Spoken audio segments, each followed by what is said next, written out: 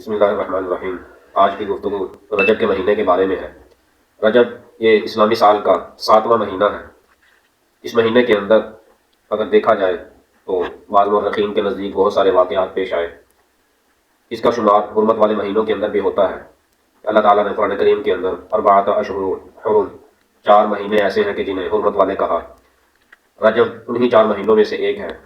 4 مہینے ایسے ہیں کہ جن کا اسلام سے پہلے بھی ادب و احترام کیا جاتا تھا، اسلام کے آنے کے بعد بھی ان مہینوں کا ادب و احترام کیا جاتا ہے۔ وہ مہینے ذی قعدہ، ذی الحج، محرم الحرام اور رجب کا مہینہ ہے۔ ان مہینوں کے اندر زمانہ جاہلیت کے اندر بھی ان مہینوں کا ادب اس طرح کیا جاتا کہ لوگ زمانہ جاہلیت کے اندر جو عرب کے لوگ تھے، اگر وہ لڑائی کے درمیان بھی ہوتے، ایک دوسرے سے قتل و قتال بھی کر رہے ہوتے، تو جیسے ہی رجب کا چاند نظر آ جاتا وہ اپنی لڑائیوں کو فوری طور پر بند کر دیتے۔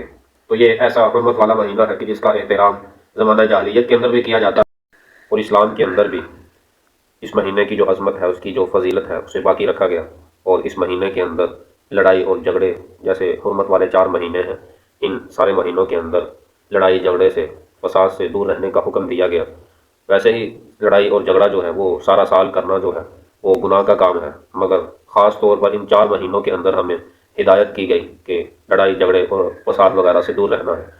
اب رجب کا مہینہ جیسے ہی شروع ہوتا تو آپ صلی اللہ علیہ وسلم کا جو معمول تھا، احادیث سے یہ چیز ملتی ہے کہ آپ صلی اللہ علیہ وسلم ایک دعا کرتے، اللہم بارک لنا فی رجب و شعبان و بلغنا رمضان، کہ اللہ ہمارے رجب کے اندر، ہمارے شعبان کے مہینے کے اندر برکت نازل فرما اور ہمیں رمضان کے مہینے تک پہنچا دے۔ تو آپ صلی اللہ علیہ وسلم کی اس دعا سے پتہ چلتا ہے کہ رمضان کے مہینے کی کتنی فضیلت ہے۔ آپ صلی اللہ علیہ وسلم رمضان تک پہنچنے کی دعا فرماتے اور اس کی جو تیاری ہے وہ 2 مہینوں سے پہلے ہی شروع کر دیتے۔ جیسے ہی رجب کا مہینہ شروع ہوتا تو آپ صلی اللہ علیہ وسلم رمضان کے مہینے تک پہنچنے کی دعائیں شروع کر دیتے کہ اللہ ہمارے رجب کے اندر اور ہمارے شعبان کے اندر برکت نازل فرما۔ تو یہ فضیلت رمضان کے روزوں کے بارے میں ہے۔ باقی خصوصی طور پر رجب کے کوئی روزوں کے بارے میں کوئی ایسی مستند احادیث نہیں ملتی، اور دوسرا جو رمضان کے روزے ہیں ان کی فضیلت بہت سارے جو احادیث ہیں ان سے مل جاتی ہے۔ باقی جو شعبان ہے اس کے کثرت سے روزے رکھنے کی جو احادیث ہیں وہ بھی موجود ہیں۔ تو رجب کا کوئی ایسی خاص عبادت یا خاص روزے احادیث کے اندر نہیں ملتے۔ ہاں، یہ ایسے ہی باقی مہینوں کی طرح ہی اس کی عبادات ہیں، جس طرح باقی عام مہینے ہیں، کوئی خاص قسم کی عبادات جو ہیں وہ احادیث کے اندر اس کی موجود نہیں ہے۔ باقی عمرے کے بارے میں رہا سوال کہ اس مہینے کے اندر خصوصی طور پہ کوئی عمرہ کرنے کا اجر و ثواب ہے، تو اس کا بھی کوئی ثبوت احادیث سے نہیں ملتا۔ احادیث کے اندر اس کے بارے میں کوئی وضاحت موجود نہیں ہے، سوائے رمضان کے مہینے کے بارے میں کہ خصوصی طور پر اگر کوئی فضیلت آئی ہے عمرہ کرنے کی، وہ صرف اور صرف رمضان کے مہینے کی آئی ہے۔ تو اب بات کرتے ہیں معراج کے واقعے کے متعلق۔ تو اس واقعے کی تفصیل کچھ اس طرح ہے کہ بعض مورخین نے لکھا ہے کہ آپ صلی اللہ علیہ وسلم کو نبوت کے 12ویں سال 27 رجب کو 51 سال اور 5 مہینے کی عمر کے اندر یہ معراج ہوئی، جس کا تذکرہ قرآن کریم میں بھی ہے۔ قاضی سلمان منصور پوری رحمہ اللہ تعالیٰ نے اپنی کتاب مہر ختم نبوت کے اندر اس واقعے کو ذکر کیا ہے۔ قرآن کے اندر بھی اس واقعے کی تفصیل موجود ہے۔ 15ویں پارے کی پہلی آیت، اسراء، سبحان الذی اسریٰ بعبدہ لیلا من المسجد الحرام الی المسجد الاقصی، کہ وہ پاک ذات کے جو اپنے بندوں کو راتوں رات مسجد حرام سے مسجد اقصی کی طرف لے گئی۔ تو آپ صلی اللہ علیہ وسلم نے جو راتوں رات سفر طے کیا مسجد حرام سے، کعبۃ اللہ سے لے کر مسجد اقصی تک، تو اس سفر کو اسراء کہا جاتا ہے۔ رات کا سفر، رات کو لے جانے والی، تو اس سفر کو اسراء کہا گیا۔ تو اس کے بعد جو سفر ہوا مسجد اقصی سے لے کر آسمانوں تک، اس سفر کو معراج کہا جاتا ہے۔ ہمارے عمومی طور پر جو الفاظ استعمال کیے جاتے ہیں معراج کے حوالے سے، وہ اسراء کی بجائے معراج ہی کیا جاتا ہے۔ تو مسجد اقصی سے لے کر جو آسمانوں کا سفر ہوا، اس سفر کو سفر معراج کہا جاتا ہے۔ عربی کے اندر عروج کہتے ہیں کسی اونچی جگہ پہ چڑھنے کو۔ تو اسی مناسبت سے آپ صلی اللہ علیہ وسلم کے اس سفر کو معراج کا نام دے دیا گیا، معراج کہا جاتا ہے۔ اور اس واقعے کی، معراج کے واقعے کی جو تفصیل ہے وہ سورہ نجم کے اندر بھی مل جاتی ہے کہ وَلَقَدْ رَآهُ نَزْلَةً أُخْرَىٰ عِندَ سِدْرَةِ الْمُنتَهَىٰ، 13 نمبر آیت سے لے کے 18 نمبر آیت تک اس واقعے کی تفصیل وہاں بھی موجود ہے۔ اور اس کے علاوہ احادیث متواترہ سے بھی اس کی تفصیل مل جاتی ہے۔ اور اس کے علاوہ صحابہ کرام، تابعین اور تبع تابعین سے بھی یہ واقعہ کثرت کے ساتھ منقول ہے۔ قرآن کریم اور احادیث متواترہ سے یہ چیز پتہ چلتی ہے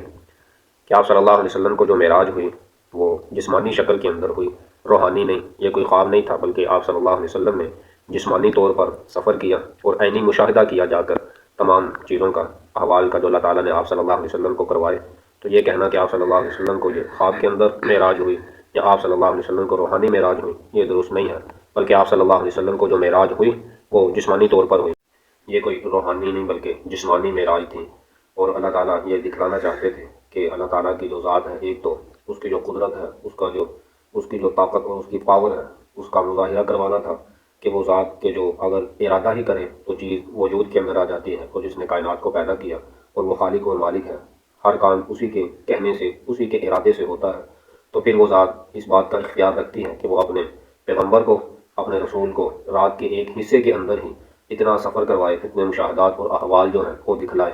تو یہ روحانی نہیں بلکہ جسمانی معراج تھی۔ اس واقعے سے ایک چیز یہ بھی بتلانا مقصود تھی کہ اللہ تعالیٰ نے اپنے حبیب آپ صلی اللہ علیہ وسلم کو دعوت دے کر، اپنا مہمان بنا کر جو اعزاز بخشنا تھا کہ سارے کے سارے انسانوں میں سے، انبیاء علیہ الصلاۃ والسلام میں سے اور اللہ تعالیٰ کے جو مقربین فرشتے ہیں، ان میں بھی کسی کو یہ جو معجزہ ہے یہ عطا نہیں کیا گیا۔ تو معراج کا جو مقصد ہے وہ آپ صلی اللہ علیہ وسلم کے جو مقام ہے، جو مرتبہ ہے، اس کے اظہار کا بھی ایک موقع ہے۔ اس واقعے کی مختصر تفصیل یہ ہے کہ آپ صلی اللہ علیہ وسلم کے پاس ایک سونے کا کشت لایا گیا جس کے اندر نور اور ایمان موجود تھا، اور پھر آپ صلی اللہ علیہ وسلم کے سینہ کو چاک کیا گیا، اسے زمزم کے پانی سے غسل دیا گیا، اور پھر نور اور ایمان سے اسے بھر دیا گیا، اور پھر اس کی تفصیلات آپ نے پہلے بھی سن لیا ہے، جسے آپ وقتاً فوقتاً سنتے رہتے ہوں گے علماء سے۔ تو مختصر یہ کہ براق سواری کو لایا گیا اور آپ صلی اللہ علیہ وسلم کو اس پہ سوار کر کے، اور یہ سواری جنت سے لائی گئی، اور اس کی رفتار اس قدر تیز تھی کہ ایک نگاہ جہاں پر اس کی پڑتی وہیں پہ اس کا ایک قدم ہوتا، تو اس قدر تیز ترین سواری تھی۔ اور پھر اس سواری پہ سوار کر کے آپ صلی اللہ علیہ وسلم کو مسجد حرام سے مسجد اقصیٰ تک لے جایا گیا، اور پھر وہاں سے آپ صلی اللہ علیہ وسلم نے، انبیاء علیہ الصلاۃ والسلام وہاں پہ موجود تھے، ان کی امامت کروائی، وہاں سے آپ کو مسجد اقصیٰ سے آسمانوں تک لے جایا گیا، اور پھر آپ صلی اللہ علیہ وسلم کو مسجد اقصیٰ سے اسی براق سواری پر آسمانوں پہ لے جایا گیا۔ پہلے آسمان پر آپ صلی اللہ علیہ وسلم کی ملاقات حضرت آدم علیہ الصلاۃ والسلام سے کروائی گئی، دوسرے آسمان پر حضرت عیسیٰ علیہ الصلاۃ والسلام اور حضرت یحییٰ علیہ الصلاۃ والسلام سے ملاقات ہوئی، تیسرے آسمان پر حضرت یوسف علیہ الصلاۃ والسلام سے، چوتھے آسمان پر حضرت ادریس علیہ الصلاۃ والسلام سے، اسی طرح پانچویں آسمان پر حضرت ہارون علیہ الصلاۃ والسلام، اور چھٹے آسمان پر حضرت موسیٰ علیہ الصلاۃ والسلام سے آپ صلی اللہ علیہ وسلم کی ملاقات ہوئی، ساتویں آسمان پر حضرت ابراہیم سے ملاقات کروائی گئی۔ پھر اس کے بعد آپ صلی اللہ علیہ وسلم کو بیت المعمور لے جایا گیا۔ یہ وہی مقام ہے کہ جہاں پر آپ صلی اللہ علیہ وسلم نے فرمایا کہ بیت المعمور کے ایک وقت کے اندر روزانہ 70,000 سے زائد فرشتے طواف کرتے ہیں، اور پھر ایک مرتبہ جو فرشتہ طواف کر لے تو دوبارہ اس کی باری نہیں آتی۔ بیت المعمور کے بعد صلی اللہ علیہ وسلم کو سدرۃ المنتہا لے جایا گیا۔ سدرۃ المنتہا پہنچ کر آپ صلی اللہ علیہ وسلم نے دیکھا کہ یہ ایسا درخت ہے کہ جس کے پتے اتنے بڑے ہیں جیسے ہاتھی کے کان ہوں، اور اس کے پھل اس قدر بڑے ہیں جیسے کوئی مٹکا اور سراہی لٹک رہی ہو۔ پھر اس کی جڑوں سے 4 نہریں نکل رہی تھیں، 2 نہریں باطنی اور 2 نہریں ظاہری تھیں۔ حضرت جبرائیل امین علیہ الصلاۃ والسلام نے فرمایا کہ یہ 2 نہریں جو جنت کی نہریں ہیں، جو باطنی نہریں ہیں، انہیں جنت کی نہریں کہا جاتا ہے، اور 2 جو ظاہری ہیں یہ فرات اور دریائے نیل ہے۔ اس معراج کے واقعے میں آپ صلی اللہ علیہ وسلم کو جو وحی عطا کی جانی تھی وہ عطا کر دی گئی، آپ صلی اللہ علیہ وسلم پر جو وحی نازل ہونی تھی وہ کر دی گئی۔ پھر اس کے بعد آپ صلی اللہ علیہ وسلم کو 50 نمازیں عطا کی گئیں، 50 نمازوں کی فرضیت ملی۔ پھر مشہور واقعہ ہے کہ آپ صلی اللہ علیہ وسلم نے حضرت موسیٰ علیہ الصلاۃ والسلام سے ملاقات کی، اور اسی طرح ان کے کہنے پر 9 چکر اللہ تعالیٰ کی بارگاہ کے اندر لگائے، اور 50 نمازوں کو کم کروا کے 45 نمازیں کم ہوئیں اور باقی 5 نمازیں رہ گئیں۔ پھر حضرت موسیٰ علیہ الصلاۃ والسلام کے کہنے پر آپ صلی اللہ علیہ وسلم کو جب حضرت موسیٰ علیہ الصلاۃ والسلام نے کہا کہ آپ دوبارہ جائیں، تو آپ صلی اللہ علیہ وسلم نے کہا کہ اب مجھے اللہ تعالیٰ کے دربار کے اندر جاتے ہوئے شرم محسوس ہوتی ہے کہ میں بار بار اللہ تعالیٰ کے دربار کے اندر جاؤں، مجھے نمازوں کے اندر تخفیف کروانے میں شرم محسوس ہوتی ہے، تو اس لیے میں اللہ تعالیٰ کے اس حکم کو سر ہم تسلیم کرتا ہوں۔ تو اس پر اللہ تعالیٰ کی طرف سے ندا دی گئی کہ اے میرے حبیب، اگر آپ کی امت ان 5 نمازوں کو پابندی کے ساتھ پڑھے گی تو میں انہیں 50 نمازوں کا اجر و ثواب عطا کروں گا۔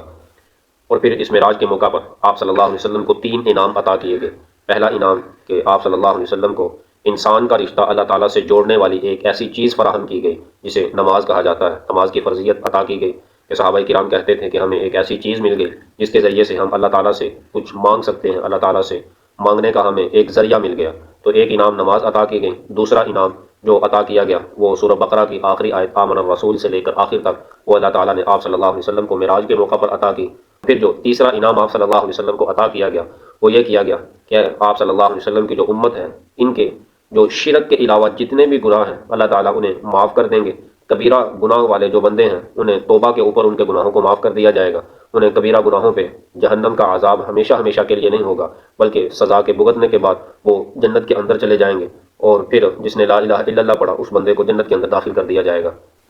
ایک چیز اور یہاں پہ جس کا سوال ہوتا ہے کہ کیا آپ صلی اللہ علیہ وسلم نے معراج کے موقع پر اللہ تعالیٰ کو دیکھا کہ نہیں دیکھا؟